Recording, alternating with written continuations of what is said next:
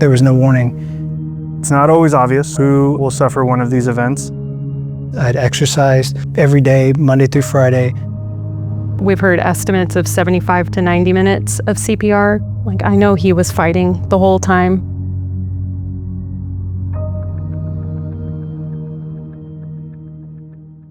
We had spent the whole day together. We'd just gone out to eat, and we had bought some asparagus plants, and he had just started to plant those. You know, he had gotten the pick and it started hitting the ground to make holes to plant the asparagus. We had both just looked away from Israel and, you know, looking at each other, and then we heard a big thud and looked over, and he was just on the ground. We rushed over there and I grabbed my phone, and I was already dialing 911 before I had gotten there. Because we rolled him over, and so we had him lying on his back there in the yard, and his face had gone completely blue and flushed down from the upper chest and up. And he was kind of convulsing. The lady on the dispatch, she essentially instructed me on how to do CPR, and I'd already seen it done, but I've never done CPR at that point. I was not certified. I was completely panicking, and just to see him jump into action and do what needed to be done was amazing. I was so glad that he was doing it because, you know, that's what Israel deserved, but I didn't know if I would have been able to do that. Firefighters, they arrived first, and they first pulled me off of my dad and told me, like, hey, you're done, you can get up now. And I just walked away and kind of collapsed there because it was very tiring. They took over CPR until the paramedics could get there and start using an AED.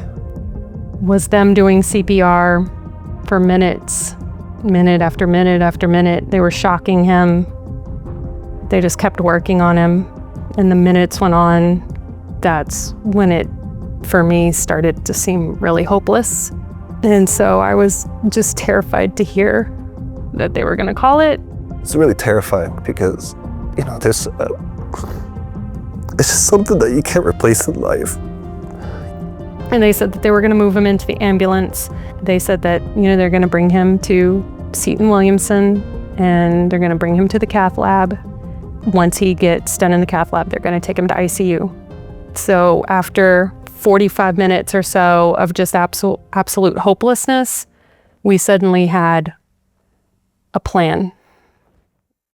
I remember getting called about a 42-year-old patient coming in via ambulance for a cardiac arrest, and I was notified by EMS that the patient's son had immediately performed bystander CPR. We took him emergently to the cardiac catheterization lab to assess what's going on. It was very apparent that one of the arteries that goes to the front side of the heart was 100% blocked off. I decided to balloon the artery open. We got to the ER and we got in, and then it was a waiting game of, you know, getting answers and finding out exactly what was going to happen. Israel became unstable, and his blood pressure dropped, and then he actually went into an arrhythmia. We went ahead and in there and we shocked him, and we started performing CPR. And then I went in again, and the artery had closed off completely again. So at that point in time, I decided we were going to do stents. And so while they were performing CPR, we had called a code blue, and the emergency medicine staff had rushed to help us in the cath lab.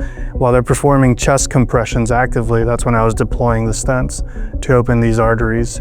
And so in this moment, he unfortunately decompensated again, and we had to perform CPR once again. This happened actually probably 4 to 5 times. We started hearing code blues. Code blue, cath lab, code blue, cath lab. We stabilized Israel to the best of our ability in the cath lab, and then awaited the ECMO team to come. And what ECMO is, it's essentially a bypass machine for the heart and the lungs. So it takes blood from the body, oxygenates it, and then puts it back into the body, effectively letting the heart and the lungs rest. It's pretty exceptional. There are a lot of ECMO programs now throughout the country. I would find it hard pressed to find many that are better than the one that we have here. And so then the ECMO team gets there, and we cannulated him for ECMO there in the cath lab, stabilized him even further. All of this took about 7.5 hours. Typically in the cath lab, even with an emergent sort of heart attack, will take maybe up to an hour, hour and a half, but typically it doesn't take 7.5 hours. About the day that it happened, I don't remember from my own memory anything about that day or a few days prior. There was no warning. It was one moment having a conversation with my family, and the next moment I'm waking up and it's like 7-8 days later. I was in the ICU. There was a television screen that had images on it that I didn't recognize because my contacts were out. And I saw figures behind a window, and it was kind of scary. I didn't know what was going on or anything. And the day he actually got off of the ventilator was actually March 6th, which is my birthday. He asked us what the date was and all of that, and he goes, "I didn't tell Mom happy birthday." And then he did. And I just remember like being in an envelope of care. It was amazing. Like I said, I just felt like love coming into the room from all corners. I remember the first time I got to meet Israel. I was told that he was getting discharged to rehab. And so I ran up to his room to say hello. And I remember he's sitting in a chair, surrounded by family. And he says, "I have to stand up and shake your hand." Mind you, this gentleman has not been up out of a bed for the last 2+ weeks. And so I asked him not to stand up, but he did. And that, I think, is symbolic of who Israel is.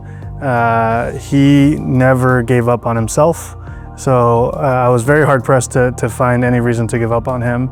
Dr. Montano, he's just an amazing person. There's nobody in the world like him. And I told him, I said, "Thank you for not giving up on me." And he said, "Man, I can't give up on you. When you're fighting me that hard, there's got to be a reason to keep going." One of the things I really want to highlight is just how much teamwork plays into all of this. For every minute that goes by, the chances of CPR working out drop like 10%. So in a 5-minute time that it takes the fire department to find me at my home, that would have been a 50% reduction of survivability. So yeah, they all say that, the hero of the day is Jaden. My hat is off to him. He's my hero in this story. And I'm so proud that he has chosen to pursue this even further now as a profession, as a calling. I think he sort of shows what the best of us in our community can do. It's something that I really do have a drive for. I have a passion for it. It's something that doesn't scare me anymore, but it seems like a point of hope. It really does. I really, really want to take the time to thank our emergency medicine team, our EMS out in the community, and our cath lab staff.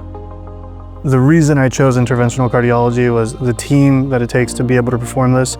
I was always gravitated toward team sports, and I think the cath lab is the ultimate team effort when it comes to being able to help patients. So they work really, really hard, and it doesn't go unrecognized.